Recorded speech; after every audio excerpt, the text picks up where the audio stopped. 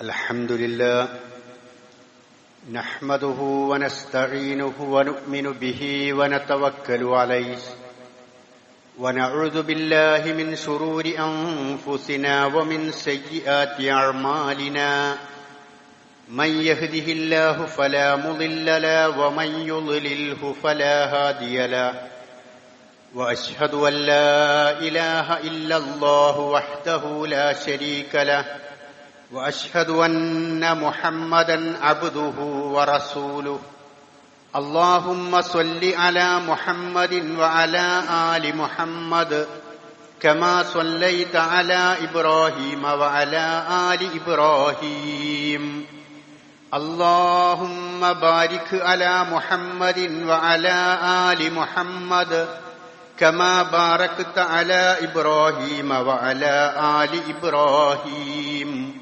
إنك حميد مجيد أما بعد فإن خير الحديث كتاب الله وخير الهدي هدي محمد صلى الله عليه وسلم وشر الأمور محدثاتها وكل محدثة بدعة وكل بدعة ضلالة وكل ضلالة في النار يا أيها الذين آمنوا اتقوا الله حق تقاته ولا تموتن إلا وأنتم مسلمون أيها الإخوان والأخوات أوصيكم عباد الله ونفسي أولا بتقوى الله أعوذ بالله من الشيطان الرجيم بسم الله الرحمن الرحيم إذ تستغيثون ربكم فاستجاب لكم أني ممدكم بألف من الملائكة مردفين ബഹുമാന്യരായ സത്യവിശ്വാസികളെ, വിശ്വാസിനികളെ, സർവശക്തനായ പടച്ച റബ്ബ് സുബ്ഹാനഹു വ തആലയുടെ കൽപ്പനാ നിർദ്ദേശങ്ങൾ ജീവിതത്തിലുടനീളം സൂക്ഷിച്ച് ജീവിക്കണമെന്ന് ആദ്യമായി എന്നോടും ശേഷം നിങ്ങളോടും ഉപദേശിക്കുകയാണ്, വസിയ്യത്ത് ചെയ്യുകയാണ്. അങ്ങനെ തഖ്വയോടുകൂടി ജീവിച്ച് ഈമാനോടുകൂടി മരണപ്പെട്ട് അല്ലാഹുവിന്റെ അനുഗ്രഹീതമായ സ്വർഗം കരസ്ഥമാക്കുന്ന സഹോദരീ സഹോദരന്മാരിൽ അല്ലാഹു സുബ്ഹാനഹു വ തആല നമ്മെ എല്ലാവരെയും ഉൾപ്പെടുത്തി അനുഗ്രഹിക്കുമാറാകട്ടെ. വിശുദ്ധ റമളാനിന്റെ പുണ്യമേറിയ ദിനങ്ങൾ നമ്മിൽ നിന്ന് കൊഴിഞ്ഞു വീണുകൊണ്ടിരിക്കുകയാണ്. തുടർന്നുള്ള നിമിഷങ്ങളും കാര്യമായ ബോധത്തോടുകൂടി തന്നെ ഇതിന്റെ ദിനരാത്രങ്ങളെ ചെലവഴിക്കുകയും ആരാധനകളിലൂടെ പുണ്യകർമ്മങ്ങളിലൂടെ ധന്യമാക്കുകയും ചെയ്യണം എന്ന് ഓർമ്മപ്പെടുത്തുകയാണ്. നാം കടന്നുപോയിക്കൊണ്ടിരിക്കുന്ന രണ്ടാമത്തെ 10 എന്നത് ഇസ്ലാമിക ചരിത്രത്തിലെ അവിസ്മരണീയമായ രംഗങ്ങൾ അരങ്ങേറിയിട്ടുള്ള ഒരു യുദ്ധത്തിന് സാക്ഷ്യം വഹിച്ചിട്ടുള്ള ദിനങ്ങളാണ്. നബി സല്ലല്ലാഹു അലൈഹി വസല്ലമയുടെ അനുചരന്മാർ തുടർച്ചയായി നോമ്പ് നോൽക്കാൻ ആരംഭിച്ച ഹിജ്റ 2, അതുവരെ നോമ്പ് നിർബന്ധമാക്കപ്പെട്ടിട്ടില്ല. ഹിജ്റ 2 നോമ്പ് നിർബന്ധമാക്കപ്പെടുന്നത്. ആ ഹിജ്റ 2 ബദർ യുദ്ധം എന്ന യുദ്ധമുണ്ടാവുകയും ചെയ്യുന്നത്. അപ്പൊ തുടർച്ചയായി അവർ നോമ്പ് നോൽക്കുന്ന ആ കാലഘട്ടത്തിൽ പട്ടിണിപ്പാവങ്ങളായ അവർ കാരക്കയോ പച്ചവെള്ളമോ മാത്രം ഉപയോഗിച്ചുകൊണ്ട് അത്താഴവും അതുപോലെ നോമ്പ് തുറക്കലുമെല്ലാം ആസ്വദിച്ചുകൊണ്ട് കഴിഞ്ഞുകൂടുന്ന സമയത്താണ് ബദർ യുദ്ധം എന്ന് പറയുന്ന ആ യുദ്ധമുണ്ടാകുന്നത്. അതിനെക്കുറിച്ച് നാം ചർച്ച ചെയ്യുമ്പോൾ ബദർ യുദ്ധത്തിന് പുറപ്പെടുന്ന പുറപ്പാടു തന്നെ വളരെ പെട്ടെന്നാണ്. മുൻകൂട്ടി ആസൂത്രണം ചെയ്ത് തയ്യാറെടുത്തുകൊണ്ടല്ല ബദർ യുദ്ധത്തിന് വേണ്ടി പുറപ്പെടുന്നത് വളരെ പെട്ടെന്നാണ്. അതുപോലെ തന്നെ അങ്ങനെ ഒരു യുദ്ധമുണ്ടാകുന്നത് അവിചാരിതമായിട്ടാണ്. അവർ യുദ്ധത്തിന് വേണ്ടിയല്ല പോയത്. അങ്ങനെ ഒരു യുദ്ധമുണ്ടാകുന്നത് അവിചാരിതമായിട്ടാണ്. മൂന്നാമത്, ആ യുദ്ധത്തിൽ വെറും 313 ആളുകൾ മാത്രമുള്ള സാധാരണ ആയുധങ്ങൾ മാത്രം, അറബികളുടെ കയ്യിലുണ്ടാകുന്ന ആയുധങ്ങൾ മാത്രം കൈമുതലായുള്ള, ഭക്ഷണവും വെള്ളവുമില്ലാത്ത ആ പട്ടിണി കോലങ്ങളായിട്ടുള്ള ആളുകൾ സർവായുധ വിഭൂഷിതരായ 1000-ലധികം വരുന്ന എല്ലാ തയ്യാറെടുപ്പുകളോടും കൂടി വന്നിട്ടുള്ള അബൂജഹലിന്റെ നേതൃത്വത്തിലുള്ള അന്നത്തെ പേരുപേറ്റ പുകൾപെറ്റ ഒരു സൈന്യത്തെ പരാജയപ്പെടുത്തി വിജയം കൈവരിച്ചു എന്നുള്ളത് ചരിത്രത്തിലെ ഒരു മഹാത്ഭുതവുമാണ്. ഞാൻ ഈ പറഞ്ഞ 3 കാര്യങ്ങൾ മണിക്കൂറുകളോളം വിശദീകരിക്കേണ്ടതാണ്. അതിന് നമ്മുടെ സമയം അനുവദിക്കുന്നില്ല. അഥവാ ഒന്നാമത്തത്, ആ യുദ്ധത്തിന് പുറപ്പെടുന്ന പുറപ്പാട് എന്ന് പറയുന്നത് വളരെ പെട്ടെന്നാണ് എന്നത്.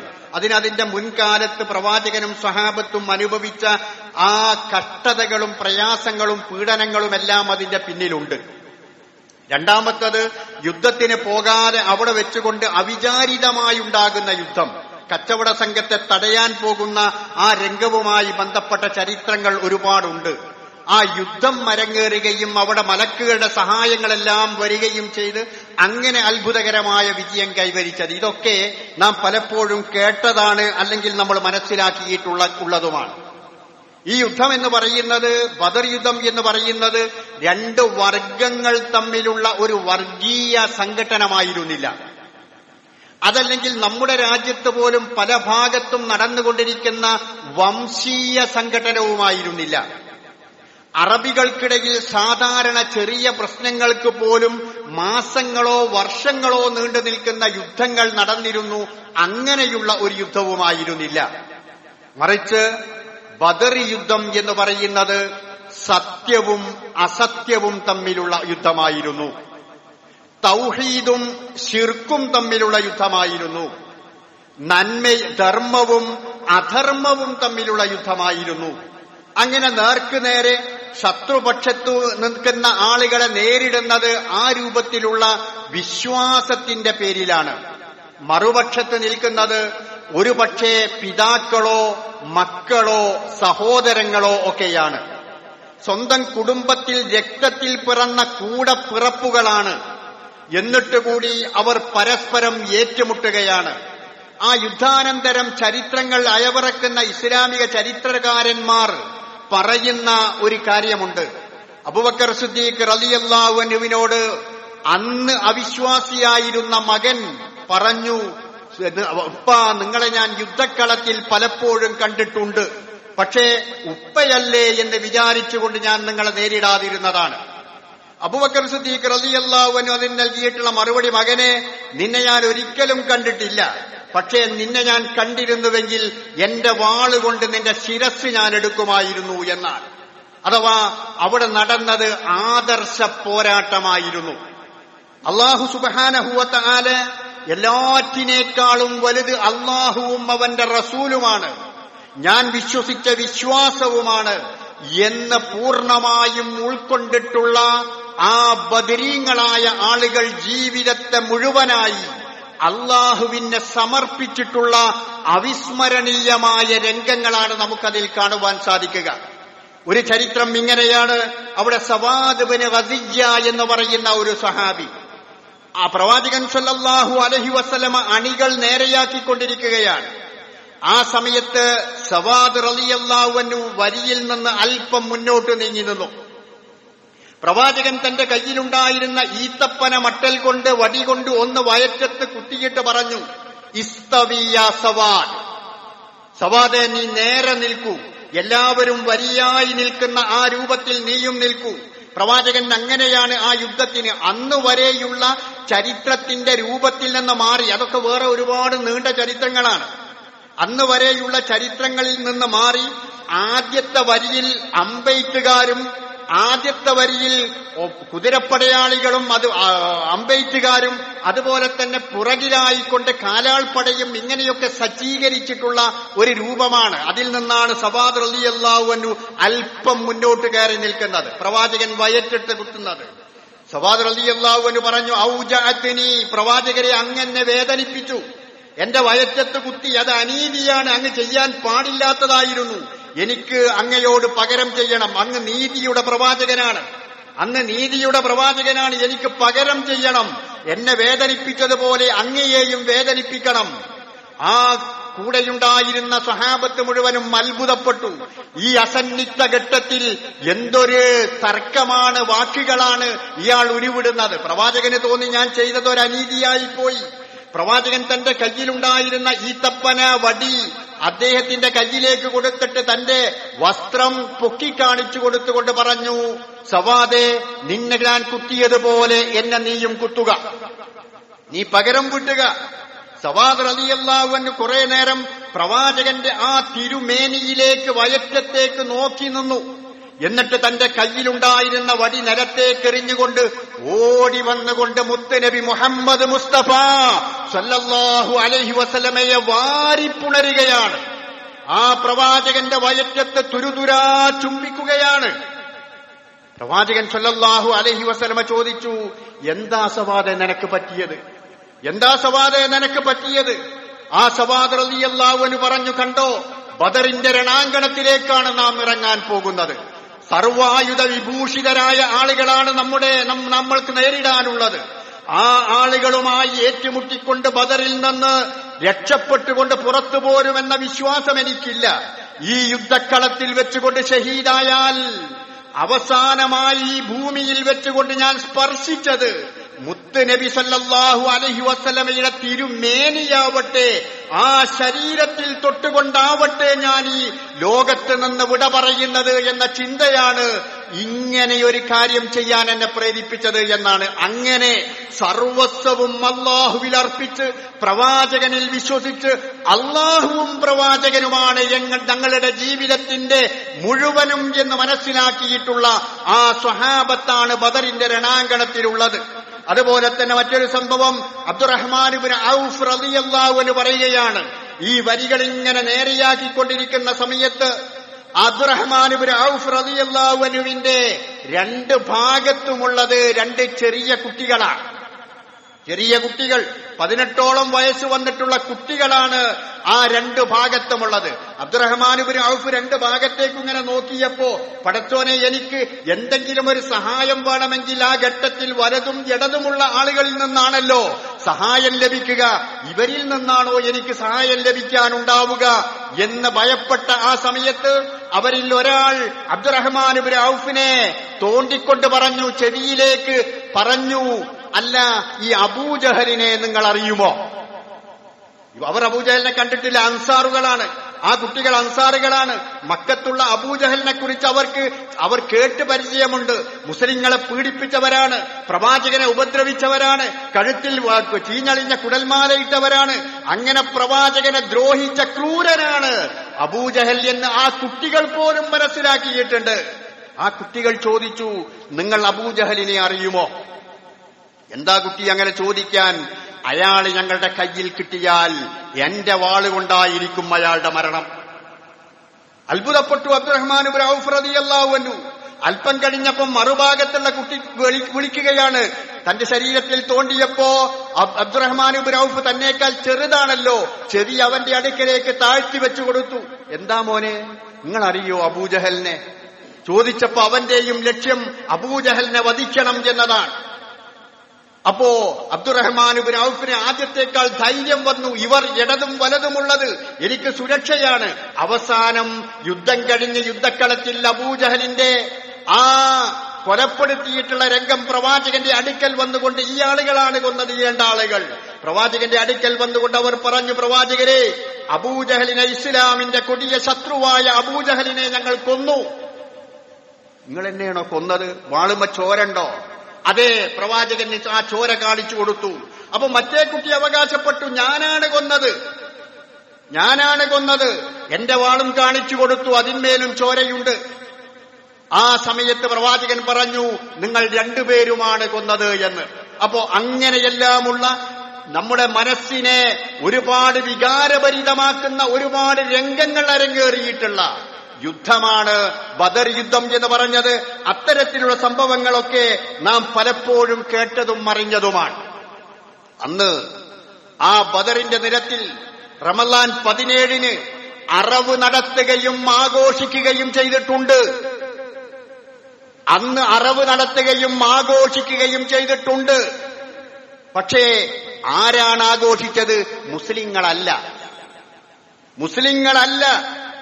അന്ന് അറവ് നടത്തി ആഘോഷിച്ച് സുഭിക്ഷമായി ആഹാരം കഴിച്ചത് പ്രവാചകന്റെ എതിരാളികളായ ആളുകളാണ്. അന്ന് പാട്ടുപാടി ആനന്ദിച്ചിട്ടുണ്ട്.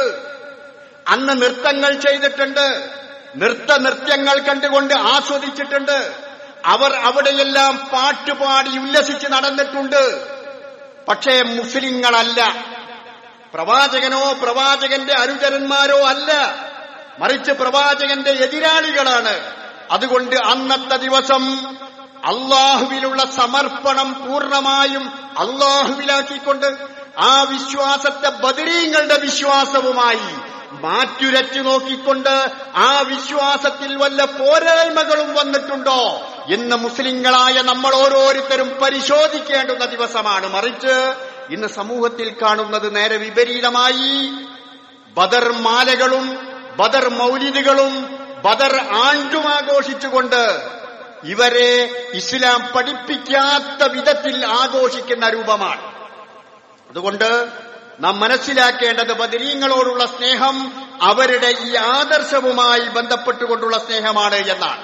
ഇനി യുദ്ധമെന്ന് കേൾക്കുന്ന സമയത്ത് നമുക്ക് ആകെ ഇസ്ലാമിന്റെ നേരെ ആളുകൾ ആരോപണം ഉന്നയിക്കുന്ന പ്രധാനപ്പെട്ട ഒരു കാര്യമാണ് യുദ്ധക്കൊതിയന്മാരാണ്, യുദ്ധവീരന്മാരാണ്, വാളുകൊണ്ട് ആളുകളെ കൊന്നൊടുക്കുന്ന ആളുകളാണ് എന്നൊക്കെയുള്ള ഒരുപാട് ആരോപണങ്ങൾ ഇസ്ലാമിന്റെ നേരെ വരുന്നത് നമുക്കറിയാവുന്നതാണ്.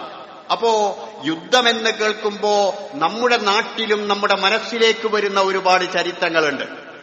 അന്നത്തെ ലോകം മുഴുവനും വെട്ടിപ്പിടിച്ച അലക്സാണ്ടർ ചക്രവർത്തി ഒരു നാട്ടിൽ നിന്ന് അടുത്ത നാട്ടിലേക്ക്, അവിടെ നിന്ന് അടുത്ത നാട്ടിലേക്ക്, അങ്ങനെ ലോകം മുഴുവനും വെട്ടിപ്പിടിച്ച അലക്സാണ്ടർ ചക്രവർത്തി, അതുപോലെ നെപ്പോളിയൻ, ഹിറ്റ്ലർ, മുസോളിനി, ഇങ്ങനെയുള്ള ആളുകളെല്ലാം നടത്തിയിട്ടുള്ള ഘോരഘോരമായ യുദ്ധങ്ങൾ ചരിത്രങ്ങളിൽ നിറഞ്ഞു നിൽക്കുന്നുണ്ട്.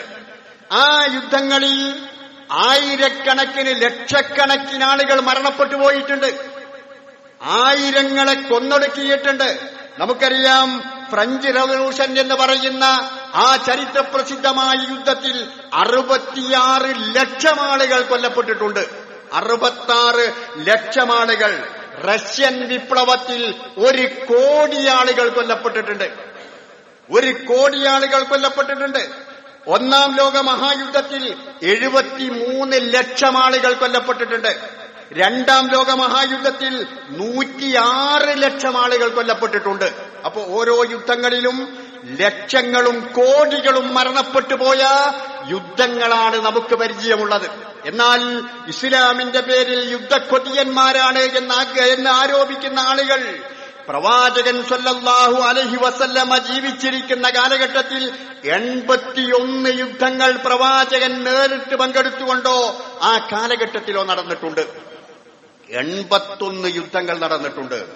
എന്നാൽ ആ 81 യുദ്ധങ്ങളിലും മൊത്തത്തിൽ കൊല്ലപ്പെട്ട ആളുകൾ 1018 ആളുകൾ മാത്രമാണ്. വെറും 1018 ആളുകൾ മാത്രമാണ് 81 യുദ്ധങ്ങളിലായി കൊല്ലപ്പെടുന്നുള്ളൂ.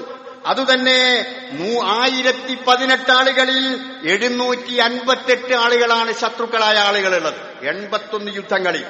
അപ്പോ ആളുകളെ കൊല്ലാനും വധിക്കാനും തീരുമാനിച്ചുകൊണ്ട് രംഗത്തിറങ്ങുന്ന ഒരാളല്ല ഈ യുദ്ധത്തിൽ ഈ ശത്രുക്കളുമായി ഏറ്റുമുട്ടുന്നത്, മറിച്ച് ആദർശത്തിന്റെ പേരിലായിരുന്നു. എന്നാൽ ഈ ചരിത്രത്തെ തന്നെ വ്യത്യസ്ത കോണുകളിൽ നോക്കിക്കാണുന്ന ആളുകളുണ്ട്. തീവ്രവാദത്തിന് വളം വെച്ചു കൊടുക്കാൻ ബദറിന്റെ ചരിത്രത്തെ ഉറക്കെ പറയുന്ന ആളുകളുണ്ട്. തീവ്രവാദം, വർഗീയവാദം ആ രൂപത്തിൽ ചിന്തിക്കുവാനും ആ രൂപത്തിൽ പ്രവർത്തിക്കുവാനും വേണ്ടി അതിന്റെ ശരിയായ കോണുകളിൽ നിന്ന് മാറ്റി നിർത്തി നേരത്തെ ഞാൻ പറഞ്ഞതുപോലെ അതിനെ ഒരു ആഘോഷമാക്കി ആർഭാടമാക്കി മാറ്റാൻ ശ്രമിക്കുന്ന ആളുകളുണ്ട്. അതുപോലെ തന്നെ ആ ചരിത്രം ശരിയാവണ്ണം ഉൾക്കൊണ്ട് ആ ബദരീങ്ങളുടെ ഈമാൻ എനിക്കും ഉൾക്കൊള്ളണം എന്ന് പറയുന്ന ആ രൂപത്തിൽ ചിന്തിക്കുന്ന ആളുകളുമുണ്ട്. അതിൽ മൂന്നാമത് പറഞ്ഞ ആ ചിന്തയും അർപ്പണബോധവുമാണ് നമ്മളിൽ ഓരോരുത്തരിലും ഉണ്ടാവേണ്ടത് എന്നത് നാം ഓരോരുത്തരും ഓർക്കേണ്ടുന്ന കാര്യമാണ്. ഏതായിരുന്നാലും ബദർ എന്ന് പറയുന്ന ആ സംഭവം ഇസ്ലാമിക ചരിത്രത്തെ സംബന്ധിച്ചിടത്തോളം ഒരു മൈൽ സ്റ്റോൺ, നാഴികക്കല്ലായിരുന്നു. ഇസ്ലാമിന്റെ വളർച്ചയിലും അത് പ്രചാരം നേടുന്ന വിഷയത്തിലുമെല്ലാം ഒരു നാഴികക്കല്ലായിരുന്നു ബദർ എന്ന് ഇസ്ലാമിക ചരിത്രത്തിൽ നിന്ന് നമുക്ക് മനസ്സിലാക്കാൻ സാധിക്കും. ഇസ്ലാമിന്റെ പേരും പെരുമയും ഉണ്ടാക്കിക്കൊടുത്ത, ലോകവ്യാപനത്തിന് കാരണമായി തീർന്നിട്ടുള്ള ഒരു യുദ്ധമാണ് ബദർ യുദ്ധം എന്ന് ചരിത്രത്തിൽ നിന്ന് നമ്മൾ മനസ്സിലാക്കുകയാണ്. എന്നാൽ യുദ്ധങ്ങളെക്കുറിച്ച് നമ്മൾ പറയുമ്പോ നമ്മൾ ബദർ, ഉഹുദ്, ഖന്തക്, ഹുനൈൻ ഇങ്ങനെ പറഞ്ഞു പോകാറുണ്ട്. അതിൽ ഏറ്റവും വലിയ യുദ്ധമായി നാം കാണുന്നത് ബദറിനെയാണ്. എന്നാൽ അങ്ങനെയല്ല, ബദറല്ല. ബദർ എന്ന് പറയുന്ന യുദ്ധം ചെറുതാണ്. ഏറ്റവും ചെറിയ യുദ്ധമാണ് ബദർ എന്ന് പറയുന്നത്. ഒരു തയ്യാറെടുപ്പുമില്ലാതെ പ്രവാചകൻ സല്ലല്ലാഹു അലൈഹി വസല്ലം നടത്തിയിട്ടുള്ള വെറും 313 ആളുകളും മറുപക്ഷത്ത് 1000-ഓ 1000-ൽ അല്പമധികമോ ആളുകളും പങ്കെടുത്തിട്ടുള്ള ഇസ്ലാമിക ചരിത്രങ്ങളിൽ നടന്നിട്ടുള്ള യുദ്ധങ്ങളിൽ ഏറ്റവും ചെറുതാണ് ബദർ യുദ്ധം എന്ന് പറയുന്നത്. വെറും മാസങ്ങൾ നീണ്ടു നിന്നിട്ടില്ല, ആഴ്ചകളോ ദിവസങ്ങളോ നീണ്ടു നിന്നിട്ടില്ല, വെറും മണിക്കൂറുകൾ മാത്രം നീണ്ടു നിന്ന ചെറിയ യുദ്ധം. എന്നാൽ ചരിത്രപരമായി അങ്ങനെയാണ് എങ്കിലും വിശുദ്ധ ഖുർആൻ ആ യുദ്ധത്തെ പറയുന്നത് വലിയ യുദ്ധം എന്നാണ്, മഹായുദ്ധം എന്ന്. സൂറത്ത് അംഫാലിലൂടെ വിശുദ്ധ ഖുർആൻ പറയുന്നു, യൗമൽ ഫുർഖാൻ യൗമൽ തഖൽ ജംആൻ. അത് ഫുർഖാനിന്റെ ദിവസം നടന്ന സത്യാസത്യ വിവേചനം ഖുർആനിനാണ് അള്ളാഹു ഫുർഖാൻ എന്ന് വിശേഷിപ്പിച്ചിട്ടുള്ളത്. ഈ ഖുർആനിനെ ഫുർഖാൻ എന്ന് വിശേഷിപ്പിച്ചതിന് ശേഷം ബദർ യുദ്ധത്തിനാണ് ഫുർഖാൻ എന്ന് വിശേഷിപ്പിക്കുന്നത്. അത് സത്യവും അസത്യവും വേർതിരിയുന്ന യുദ്ധമായിരുന്നു. ശിർക്കും കുഫറും അതുപോലെ വിശ്വാസവും വേർതിരിയുന്ന ദിവസമായിരുന്നു. അങ്ങനെയുള്ള ആ യൗമുൽ ഫുർഖാൻ എന്നത് സമയം കൊണ്ട് ചെറുതാണെങ്കിലും അതിന്റെ കഴമ്പ് കൊണ്ട് ഖുർആൻ വിശേഷിപ്പിച്ചത് ഏറ്റവും വലിയ യുദ്ധം, മഹായുദ്ധം എന്നാണ്. ചരിത്രകാരന്മാരും അതിനെക്കുറിച്ച് പറയുന്നത് ബദറുൽ കുബ്ര എന്നാണ്. ഏറ്റവും വലിയ യുദ്ധം എന്നു തന്നെയാണ് ചരിത്രകാരന്മാർ പറയുന്നത്. അപ്പോ ചെറുതാണെങ്കിലും മഹായുദ്ധം, വലിയ യുദ്ധം. അവിടെ നടന്നത് പ്രവാചകൻ സല്ലല്ലാഹു അലൈഹി വസല്ലമയുടെയും അനുചരന്മാരുടെയും ആദർശ പ്രതിബദ്ധതയും പ്രാർത്ഥനയും ആസൂത്രണവും യുവത്വവും ത്യാഗവും തവക്കുലും ഇതുപോലെയുള്ള ഗുണങ്ങളെല്ലാം ഒത്തുചേർന്നപ്പോൾ നേടിയതാണ് ആ വമ്പൻ വിജയം എന്ന് പറയുന്നത്. ആദർശ പ്രതിബദ്ധത, തവക്കുല്, യുവത്വം, അങ്ങനെയുള്ള ഈ ഗുണങ്ങളെല്ലാം ഒത്തുചേർന്നപ്പോ അവർക്ക് നേടാൻ സാധിച്ചതാണ് ഈ വമ്പിച്ച വിജയം. അതോടുകൂടി അള്ളാഹുവിന്റെ മഹത്തായ സഹായവും. പ്രവാചകന് കിടന്നിട്ട് കിടപ്പ് വരുന്നില്ല. മറ്റുള്ള സ്വഹാബത്ത് തലേ ദിവസം ഒരു നല്ല മഴ വർഷിച്ചു, അനുഗ്രഹമായിരുന്നു. ക്ഷീണിച്ച സ്വഹാബത്തെല്ലാം ഒന്ന് കുളിച്ച് വൃത്തിയായി സുഖമായി ഉറങ്ങി. പാതിരാക്ക് അബൂബക്കർ സിദ്ദീഖ് റളിയല്ലാഹു അൻഹു പ്രവാചകന്റെ ടെന്റിൽ പോയി നോക്കിയപ്പോ ആ പ്രവാചകൻ ഉറങ്ങിയിട്ടില്ല. പ്രവാചകൻ പ്രാർത്ഥിച്ചുകൊണ്ടിരിക്കുകയാ. ആ പ്രവാചകന്റെ പ്രാർത്ഥന, അല്ലാഹുമ്മ ഇൻ തുഹ്ലിക ഹാദിഹിൽ ഉസാബ ഫലൻ തുഅബദ ഫിൽ അർളി അബദാ. പടച്ചോനെ, ഈ കൊച്ചു സംഘത്തെ നീ നശിപ്പിച്ചാൽ നിന്നെ ആരാധിക്കുന്നവർ ഭൂലോകത്തുണ്ടാകൂല റബ്ബേ, അതുകൊണ്ട് ജയിപ്പിക്കണേ. ആ അബൂജഹലും കൊടിയ മുശ്രിക്കുകളുടെ നേതാവായ അബൂജഹൽ മക്കയിൽ നിന്ന് യുദ്ധത്തിന് പുറപ്പെടുമ്പോ കഅബയുടെ അടുക്കൽ പോയി. കഅബയുടെ കില്ല പിടിച്ചുകൊണ്ട് അബൂജഹലും പ്രാർത്ഥിച്ചു. എന്താ പ്രാർത്ഥിച്ചത്? അല്ലാഹുമ്മ അൻസുർ അലൽ ജുൻദൈൻ വഅക്രമൽ ഫിഅതൈൻ വഖൈറൽ ഖബീലതൈൻ. അബൂജഹലും പ്രാർത്ഥിക്കുന്നത് പടച്ചോനോടാണ്. ഒരു പടച്ചോനുണ്ട് എന്ന് വിശ്വസിക്കുന്നതിന്റെ പേരിലല്ല യുദ്ധം നടന്നത്. ആ പടച്ചോനോടേ പ്രാർത്ഥിക്കാവൂ എന്നുള്ളതിന്റെ പേരില. ആ അള്ളാഹുവിനോട് മാത്രമേ ദുആ ചെയ്യാൻ പാടുള്ളൂ എന്നതിന്റെ പേരിലാണ് യുദ്ധം നടക്കുന്നത്. പടച്ചവനൊഴികെ പടപ്പുകളോട് ആരായിരുന്നാലും എത്ര മഹാനായിരുന്നാലും അഷ്റഫുൽ ഖൽഖ് മുഹമ്മദ് മുസ്തഫ സ്വല്ലല്ലാഹു അലൈഹി വസല്ലമയായിരുന്നാൽ പോലും പ്രാർത്ഥനയ്ക്ക് അർഹനല്ല. അങ്ങനെയുള്ള ആളുകളോട് പ്രാർത്ഥിക്കാൻ പാടില്ല എന്ന് പഠിപ്പിക്കുകയാണ് ബദർ യുദ്ധത്തിലൂടെ ചെയ്യുന്നത്.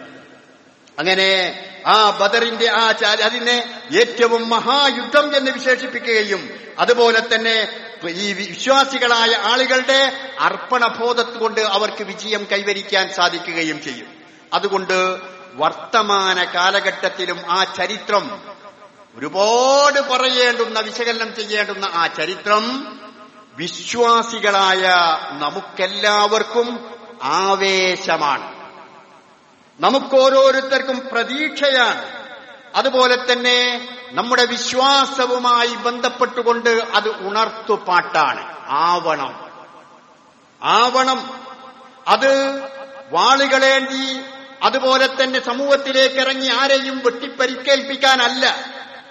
ആ അർപ്പണബോധത്തോടുകൂടി ആദർശവീര്യത്തോടു കൂടിയുള്ള ആ യുദ്ധത്തിന്റെ രംഗം, സ്വഹാബത്തിന്റെ ഈമാൻ അത് ഉൾക്കൊണ്ടാൽ, ആ രൂപത്തിൽ മുന്നോട്ടു പോയാൽ ഇന്നത്തെ വർത്തമാന കാലഘട്ടത്തിൽ സംഘപരിവാറിന്റെ ഒളിഞ്ഞും തെളിഞ്ഞുമുള്ള ഇസ്ലാമിനെയും അതിന്റെ ചരിത്രങ്ങളെയും ചിഹ്നങ്ങളെയും എല്ലാം ഇല്ലാതെയാക്കുവാനുള്ള ഈ കാലഘട്ടത്തിൽ ബദർ നമുക്കൊരു പാഠമാകണം, ബദർ നമുക്കൊരു ആവേശമാകണം, ബദർ നമുക്ക് നമ്മോട് വർത്തമാനം പറയുന്ന ചരിത്രമാകണം. എന്തെന്ത് പീഡനങ്ങളും പ്രയാസങ്ങളും പ്രതിസന്ധികളും നിങ്ങൾ അനുഭവിച്ചാലും ഇതൊന്നും ഇസ്ലാമിക ചരിത്രത്തിൽ പുത്തരിയല്ല. അവിടെ ഒരു പുതിയ പ്രഭാതം വരാനുണ്ട്, അവിടെ ഒരു സൂര്യൻ ഉദിക്കാനുണ്ട്. അതുകൊണ്ട് ക്ഷമയോടെ നിങ്ങൾ കാര്യങ്ങളെ നോക്കിക്കാണുകയും ജനാധിപത്യ മതേതര വിശ്വാസികളെ പാർലമെന്റുകളിലും അസംബ്ലികളിലുമെല്ലാം കൂട്ടുപിടിച്ചുകൊണ്ട് ജനാധിപത്യ ബോധത്തോടുകൂടി തന്നെ അത്തരത്തിലുള്ള ശ്രമങ്ങളെ തകർക്കുകയും ആ രൂപത്തിൽ പ്രവർത്തിക്കുകയും ചെയ്താൽ അതോടുകൂടി അചഞ്ചലമായ വിശ്വാസം, സർവശക്തനായ റബ്ബിൽ അചഞ്ചലമായ വിശ്വാസമുണ്ടാവുകയും ചെയ്താൽ നിങ്ങൾ ഭയപ്പെടേണ്ടതില്ല, പടച്ചവൻ നിങ്ങളുടെ കൂടെയുണ്ട്. ഇത് തസ്തഗീസൂന റബ്ബക്കും ഫസ്തജാബ ലക്കും അന്നീ മുമിദ്ദുക്കും ബിഅൽഫിൻ മിനൽ മലായികത്തി മുർദിഫീൻ.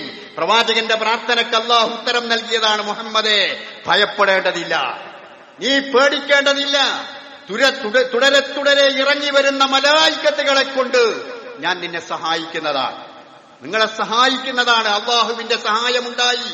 ആ യുദ്ധചരിത്രത്തിൽ ഒരുപാട് രംഗങ്ങൾ അങ്ങനെ പറയപ്പെടുന്നുണ്ട്, ചരിത്രത്തിൽ നമുക്ക് വായിച്ചെടുക്കാൻ സാധിക്കും. അതുകൊണ്ട് പ്രിയപ്പെട്ടവരെ, ഇതുപോലെയുള്ള ആ ചരിത്രങ്ങൾ വയവിറക്കിക്കൊണ്ട് നമ്മൾ നമ്മുടെ വിശ്വാസവുമായി ആദർശ ദൃഢതയുമായി മുന്നോട്ട് പോകാൻ നമുക്ക് കഴിയേണ്ടതുണ്ട്. ഇതുപോലെ തന്നെ ഒരുപാട് ചരിത്രങ്ങൾ മുമ്പ് കഴിഞ്ഞു പോയിട്ടുണ്ട്. ത്വാലൂത്തുമായി ഏറ്റുമുട്ടിയിട്ടുള്ള ജാലൂത്ത് ചെറിയ സംഘമായിരുന്നു. മൂസാ നബി നാടുവിടുന്ന സമയത്ത് ചെങ്കടലിലെത്തിയപ്പോ ചെറിയ സംഘമായിരുന്നു. പക്ഷേ അവിടെയെല്ലാം അള്ളാഹുവിന്റെ സഹായമുണ്ടായി, അവിടെയെല്ലാം അള്ളാഹുവിന്റെ സഹായമുണ്ടായി. ഫിർഔനിനും സൈന്യത്തിനും തൊടാൻ കഴിയാതെ ചെങ്കടൽ അക്കരെ കടക്കാൻ കഴിഞ്ഞു. എന്തുകൊണ്ട്? അള്ളാഹുവിലുള്ള അചഞ്ചലമായ വിശ്വാസം കൊണ്ട്. കൂടെയുള്ളവർ മൂസാ നബിയെ ആക്ഷേപിച്ചു, മൂസ, നീ ഞങ്ങളെ കൊല്ലാൻ വേണ്ടി കൊണ്ടുവന്നവരാണോ? മൂസ അലൈഹിസ്സലാത്തു വസ്സലാം പറഞ്ഞത്, കല്ലാ ഇന്ന മഅീ റബ്ബി സയഹ്ദീൻ, എന്റെ കൂടെ എന്റെ റബ്ബുണ്ട്, ആ റബ്ബ് ഒരു വഴി കാണിച്ചു തരും. കാണിച്ചു കൊടുത്തു. താലൂത്ത് വളരെ ചെറുപ്പക്കാരനായ അയാൾ ജാലൂത്ത് എന്ന വൻ സൈന്യത്തെ കീഴ്പ്പെടുത്തി. കമ്മിൻ ഫിഅത്തിൻ ഖലീല ഗലബത് ഫിഅത്തുൻ കസീറ ഖുർആൻ ചോദിക്കുന്നു. അതുകൊണ്ട് പ്രിയപ്പെട്ടവരെ, ബദർ എന്ന് പറയുന്നത് പറഞ്ഞു പോകാനുള്ള ഒരു ചരിത്രം മാത്രമല്ല, നമ്മുടെ ജീവിതത്തെ മാറ്റിപ്പണിയാനുള്ള ചരിത്രമാകണം. നമ്മുടെ വിശ്വാസത്തെ പുഴുക്കുത്തുകൾ മാറ്റിക്കൊണ്ട് അതിനെ കൂടുതൽ ആർജവത്തോടുകൂടി ഉൾക്കൊള്ളാനുള്ള വിശ്വാസമാകണം. അങ്ങനെ ഈ ചരിത്രത്തിനെ ദിവസങ്ങളോളം പറയാനുള്ള ഈ ചരിത്രങ്ങളെ നമ്മൾ വീണ്ടും പലയിടങ്ങളിൽ നിന്ന് വായിച്ചെടുത്തുകൊണ്ട് അത് നമ്മുടെ വിശ്വാസ ആദർശ രംഗത്ത് മാതൃക അതിൽ നിന്ന് ഉൾക്കൊണ്ടുകൊണ്ട് വിശ്വാസ ആദർശ രംഗത്ത് ഉറപ്പുള്ള രൂപത്തിൽ മുന്നോട്ടു പോകാൻ നാം ശ്രമിക്കുക. അല്ലാഹു സുബ്ഹാനഹു വ തആല നമുക്കതിന് തൗഫീഖ് നൽകുമാറാവട്ടെ.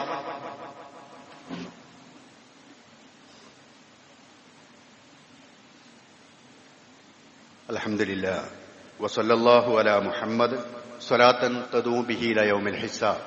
അയ്യുഹൽ ഇഖ്വാൻ വൽ അഖവാത്ത് ഉസീകും ഇബാദല്ലാഹി വ നഫ്സി സാനിയം ബിതഖ്വല്ലാഹ്. സഹോദരന്മാരെ, സഹോദരികളെ, അല്ലാഹുവിന്റെ വിധിവിലക്കുകൾ അനുസരിച്ചുകൊണ്ട് ജീവിക്കാൻ ഒരിക്കൽ കൂടി എന്നോടെന്ന പോലെ നിങ്ങളെയും ഉപദേശിക്കുകയാണ്, ഉണർത്തുകയാണ്. ഇന്ന് 2 കളക്ഷനാണ്. നമ്മൊരു മഹാഭാഗ്യമാണ്. ഒന്നേ ഉള്ളൂ എന്ന് വിചാരിച്ചിട്ട് ഒന്നല്ല, 2 ഉണ്ട്. ഒന്ന് നെസ്റ്റ് കൊയിലാണ്ടി എന്ന് ഇവിടെ 20 വർഷത്തിലധികമായി പ്രവർത്തിച്ചുകൊണ്ടിരിക്കുന്ന സ്വാന്തന പരിചരണ രംഗത്തും ഭിന്നശേഷിയുള്ള കുഞ്ഞുങ്ങളെ അവിടെ പഠന പരിശീലന മേഖലകളിലുമൊക്കെയായി 20 വർഷത്തോളമായി പ്രവർത്തിച്ചുകൊണ്ടിരിക്കുന്ന ഒരു സംരംഭമാണ്.